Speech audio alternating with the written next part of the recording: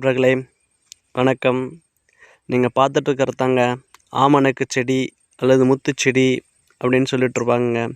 ஏன் இந்த முத்துச்செடியை பற்றி இன்றைக்கி பேசுகிறோம் அப்படின்னு பார்த்தீங்கன்னா, எல்லோரும் இன்றைக்கி வகை வகையாக சாப்பாட்டை சாப்பிட்டாலும் ஒரு இலகுவான சாப்பாடை தாங்க தேர்ந்தெடுக்கணுன்ற ஒரு விருப்பம் இருக்குதுங்க. ஏன்னா இன்றைக்கி இருக்கிற உலக சூழ்நிலைன்னு பார்த்திங்கன்னா ஜீரண கோளாறு, ஃபுட் பாய்சன் இந்த மாதிரிலாம் நிறைய நடந்துகிட்ருக்குங்க.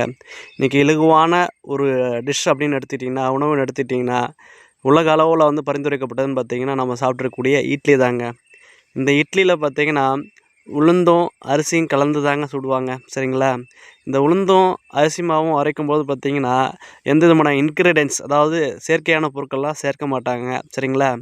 இது அரைக்கும்போது பார்த்திங்கன்னா நம்ம இந்த ஆமணக்கு கொட்டை 3 இல்லை 5 விதை போட்டு நம்ம அரைச்சி பயன்படுத்தும் போது பார்த்திங்கன்னா அந்த மாவுனுடைய திக்னஸ் கொஞ்சம் குறையுங்க, அதாவது இலகுவாகும், சரிங்களா?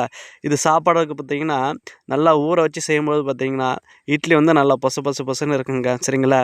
இன்றைக்கி பார்த்திங்கன்னா எல்லோரும் இட்லி மாவு அல்லது சோடா மாவு அப்படின்னு நம்ம சொல்லுவாங்க இல்லைங்களா?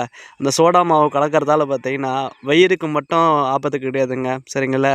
நம்மளுடைய செரிமான கோளாறையே பாதிக்கப்படக்கூடிய வாய்ப்புகள் உண்டுதாங்க, சரிங்களா? எனவே நண்பர்களே, இன்னிலேருந்து சோடா மாவை அவாய்ட் பண்ணிவிட்டு இந்த ஆமணக்கு கொட்டையை தெரிஞ்சால் எடுத்து பயன்படுத்திட்டு வாங்க. 3லேருந்து 5 கொட்டை போட்டால் போதுங்க ஒரு மாவு வர வைக்க, சரிங்களா? நன்றி நண்பர்களே, வணக்கம்.